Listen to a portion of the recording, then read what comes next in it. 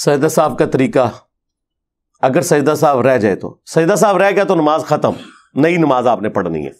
اور رہنے سے مراد یہ ہے کہ آپ کو اگلی نماز میں جا کے یاد آیا، یہاں نماز پڑھی، سلام پھیرنے کے تھوڑی دیر بعد آپ کو یاد آ گیا تو آپ کر سکتے ہیں ادھر بیٹھے بیٹھے.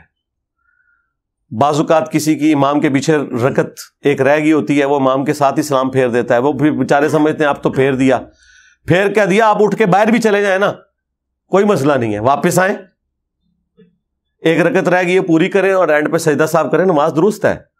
بخاری مسلم میں نبی الاسلام تو 2 رکعتیں پڑھا کے زور کی باہر نکل گئے تھے. صحابہ نے کہا یا رسول اللہ نماز کام ہو گئی ہے، آپ بھول گئے ہیں.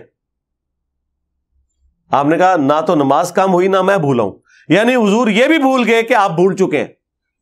یہ بزرگوں کا علم غیب لے کے بیٹھے ہوئے، کتنے دماغ گیا ہے میرا، کہنا نا دماغ کتنے جانا ہے.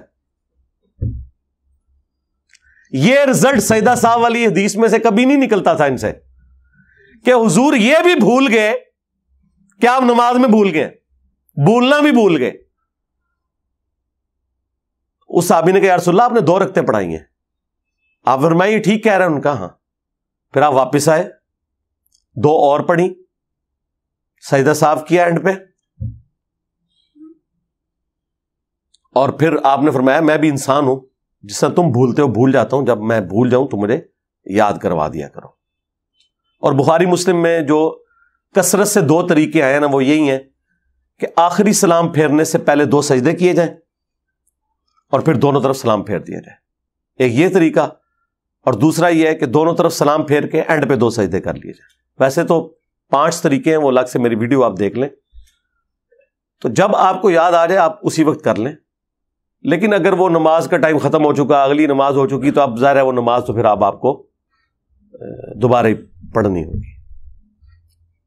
تو اس سے یہ عقائد ہر جگہ ساتھ ساتھ کلیئر ہوتے ہیں. اگلے دن ہم وہ سورۃ النمل پڑھ رہے تھے، میں نے پہلے بھی کئی دفعہ اپنے بھائیوں کو یہ بات بتائی کہ دیکھیں سورۃ النمل میں آتا ہے نا کہ ہدہد آ کے سلیمان علیہ السلام کے دربار میں جب وہ لیٹ پہنچتا ہے تو سلیمان علیہ السلام کہتے ہیں کہ یا تو میں اسے سزا دوں گا یا پھر میرے پاس کوئی ایسی خبر لے کر آئے کہ جو جسٹیفائی کرے کہ یہ کیوں لیٹ پہنچا ہے دربار میں. تو ہدہد کیا کہتا ہے کہ میں ایک ایسی خبر لے کے آئی ہوں، یہ لے کر آیا ہوں کہ جو اے سلیمان علیہ السلام آپ کے علم میں بھی نہیں ہے، کہ ایک عورت ہے جو حکمرانی کر رہی ہے اور وہ سورج کی پوجا کرتے ہیں، وہ اور اس کے ماننے والے، ملکہ بلقیس کے بارے میں. ہدہد کا یہ عقیدہ تھا کہ نبی کو علم غیب نہیں ہوتا جب تک اللہ تعالیٰ بتا نہ دے.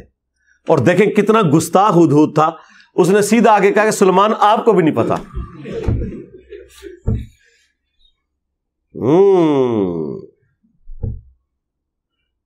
پورا قرآن گستاخی سے بھرا پڑا ہوا ہے اگر یہ لوگ جو عقیدے انہوں نے کلیم کیے ہوئے. اور وہ گستاخی نقل ہوئی. سلیمان علیہ السلام نے نہیں کہا کہ تنوں نہیں پتا منو علم غیب ہے، تو کہہ رہے منو بھی نہیں پتا. انہوں نے کہا اچھا اگر یہ بات ایسی ہے میں اسے چیک کروں گا، میں تمہیں خط دے کے بھیجتا ہوں. خط کے ذریعے انہوں نے کنفرم کروایا. تو یہ آپ دیکھیں، تھوڑی سی آپ عقل استعمال کریں تو انشاءاللہ رزلٹ نکلیں گے انشاءاللہ.